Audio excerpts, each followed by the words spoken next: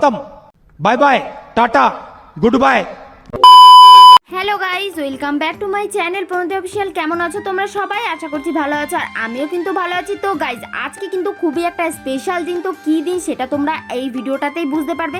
আগের ভিডিওটা তোমরা যারা দেখেছো তারা অলরেডি জানো যে মানে আজকের দিনটা খুবই স্পেশাল, আর যারা জানো না তাদেরকে বলে দিলাম।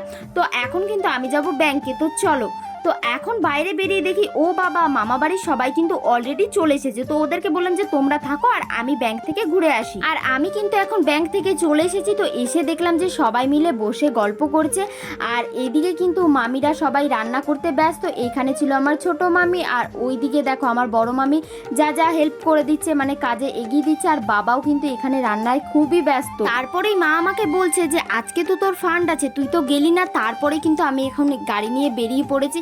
জানো তো এই স্পেশাল দিনগুলোতেই আমার যত রাজ্যের কাজ মনে পড়ে, যত রাজ্যের কাজ এসে মানে উটকো ঘাড়ে চলে আসে। আর এখানে দেখো একটুর জন্যই কিন্তু আমি পড়ে যাচ্ছিলাম।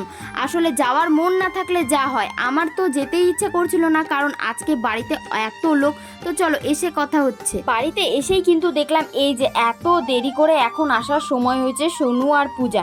তো পূজাকে আমি জিজ্ঞেস করলাম যে এত লেট করে কেন তুই আমাদের বাড়িতে আসলি, তোর আজকে না আসলেই পারতি। ও বলছে কেন, যখন সোনুর বার্থডে ছিল তখন তুই কত লেট করে গেছিলি। আসলে সোনুর বার্থডেতে না একটু লেট করে আমি গেছিলাম। আর তোমাদেরকে বলি যে আজকে কি আছে, আজকে আছে আমার ভাইয়ের জন্মদিন। অনেক বছর পর কিন্তু ভাইয়ের আবার এরকমভাবে জন্মদিন হচ্ছে। যদিও আগে আমার ভাইয়ের জন্মদিন অনেক বড় করে করতো, আমরা যেই গ্রামে থাকতাম সেই গ্রামের মানে পুরো পাড়া বলতে গেলে নেমন্তন্ন থাকতো। আর আমার ভাই এখন কয়েক বছর ধরে বাইরে বাইরে পড়াশোনা করছে, তার কারণে কিন্তু আর এরকমভাবে জন্মদিন করাই হয়নি। লাস্ট কত বছর আগে যে করা হয়েছে সেটাও আমার ঠিক মনে নেই। আর জানো তো আগের বছরও কিন্তু ভেবেছিলাম যে ভাইয়ের জন্মদিন করব, বলতে গেলে সব আয়োজন হয়ে গেছিল, শুধু কাউকে নেমন্তন্ন করা হয়নি। ভাগ্যিস কাউকে নেমন্তন্ন করিনি। তার কারণ হচ্ছে ভাইয়ের বার্থডের আগের দিনই কিন্তু ভাইকে চলে যেতে হয়েছিল, কারণ ওর স্কুলের ভর্তি ছিল। আর এদিকে দেখো তোমাদের সাথে গল্প করতে করতে কিন্তু আমার ডেকোরেশন কমপ্লিট হয়ে গেছে। আর এইদিকে দেখো আমাদের সোনা পাপা এখন খাচ্ছে দই। আসলে কদিন ধরে না ভীষণ জেদ হয়ে গেছে, মানে দইটাও খেতে চেয়েছিল। তো ওকে বললাম যে একটু পরে খাবে, ও বলছে যে না আমি এখনই খাবো, মানে এখনই মানে এরকম ভাবে পাকা পাকা কথা বলতে শিখে গেছে।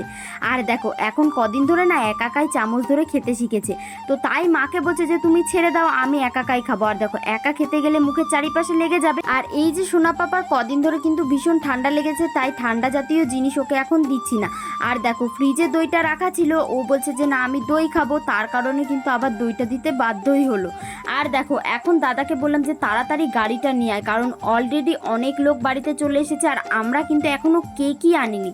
তো বললাম যে তাড়াহুড়ো করে কিন্তু এখন আমাদেরকে কেক আনতে যেতে হবে। তো চলো এখন দেখো আমরা কিন্তু বাজারে চলে এসেছি। তো বাজারে আসার পরে দাদাকে বললাম যে আগে তোর কি কাজ আছে তুই সেটা করে নে, তারপরে কেকটা নেব। আসলে আগে যদি কেকটা নিয়ে নিই তাহলে তো কেকটা আবার গলে যাবে। আর পূজাও যেহেতু আমার সাথে এসেছে, তো পূজা একটু বাড়িতে যাবে, পূজার কিছু একটা জিনিস নিতে লাগবে। তো দেখো এখন কিন্তু আমরা কেক নিয়ে নিয়েছি। আসলে কেক নেওয়ার পর আমার মনে পড়েছে যে আমি তো ভিডিও বানাচ্ছি, আমি তো ভিডিওটা করিনি। তো চলো কেক নিয়ে বাড়ির দিকে যাওয়া যাক। এখানে কিন্তু এখন আমরা চলে এসেছি একটা দোকানে, আর এখানে আমরা নিয়ে নিয়েছি আইসক্রিম। পূজা এখানে চকোবার খাচ্ছিল, আর আমি খাচ্ছিলাম রাবড়ি। আর আমার কিন্তু রাবড়ি আইসক্রিম খেতে সবসময় খুব ভালো লাগে। আর তোমরা এখানে একটা জিনিস দেখো, আমি বক্সটাকে কিভাবে ধরেছি। এদিকে কিন্তু দাদাও আইসক্রিম খাচ্ছিল, আর নিয়ে নিয়েছিল একটা ম্যাঙ্গো বাড়ির সবার জন্য। তো পূজা এখানে ম্যাঙ্গোটাও দেখিয়ে নিল। আসলে পূজা না এখন একটু ক্যামেরাটা ভালো ধরতে শিখে গেছে। আর দিদি অলরেডি কিন্তু আমাকে অনেকবার ফোন করেছে যে তাড়াতাড়ি বাড়িতে আয়, অনেক লোকজন কিন্তু চলে এসেছে। তারপরে দেখো আমরা এখন বাড়ি চলে এসেছি। আর বাড়ি এসে দেখলাম বাপরে বাপ, সব লোকই তো প্রায় চলে এসেছে। আসলে আমাদের কেকটা কাটাতে একটু লেটই হয়ে গেছিলো, ওই 9টা থেকে 9:30 বেজে গেছিলো। আর হ্যাঁ তোমরা কিন্তু জানিও যে তোমাদের এই কেকটা কিরকম লাগছে। আমার তো ভীষণ পছন্দ হয়েছে, আর বাড়ির সবাই দেখেও কিন্তু বলছিল যে হ্যাঁ কেকটা দেখতে খুব সুন্দর লাগছে। দেখবে বাড়িতে যখন ছোট ছোট অনুষ্ঠান হয় সেই কাজগুলো কিন্তু করতে বেশ ভালোই লাগে, আমার তো খুবই ভালো লাগে। জানো তো যখন ছোটবেলায় ভাইয়ের জন্মদিন হতো তখন তো সেরকমভাবে বুঝতাম না, বা নিজের পছন্দের কেক আনবো নিজের হাতে সাজাবো সেরকম আমি করিনি, মানে বলতে গেলে করতে দেয়নি। তখন সবটাই কিন্তু মা বাবা সামলাতো। আর এখন যখন আমরা বড় হয়ে গেছি, মা বাবা বলে তোদের পছন্দ মতোই তোরা কর। আর একটা কথা তোমাদেরকে বলি, এই কেকটা যখন ওপেন করেছি আমার কাকা কি বলছে দেখো। আমার কাকা বলছে যে ছোটবেলায় তো ওর জন্মদিনে ছানার কেক আনতাম, তো এখন ছানার কেক আনতে পারলি না।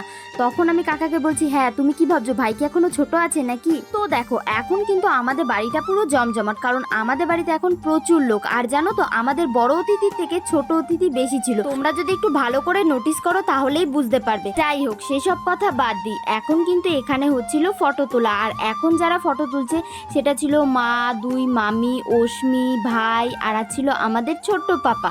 তো এখন দেখো এখানে কেক কাটা হবে, আর আমার পাপা কিন্তু ভীষণ ভয় পাচ্ছিল, কারণ ও না একটুতেই ভয় পেয়ে যায়। আর যেহেতু স্পার্কেলটা জ্বালিয়েছে তাই কিন্তু একটু বেশি ভয় পেয়ে গেছে। আর দেখো আমার ভাইয়ের এই জন্মদিনটা কিন্তু আমরা সবাই মিলে খুব মজা করে কাটিয়েছি।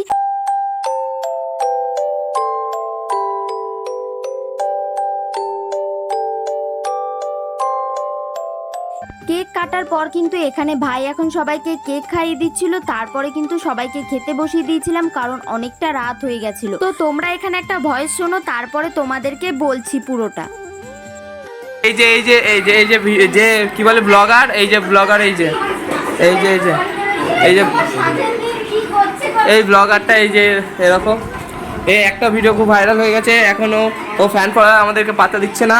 এই যে এই যে এই যে এই যে এই যে হাসছে আবার দাঁত দেখিয়ে, এই যে এই যে এই আরেকটা ভূতনি,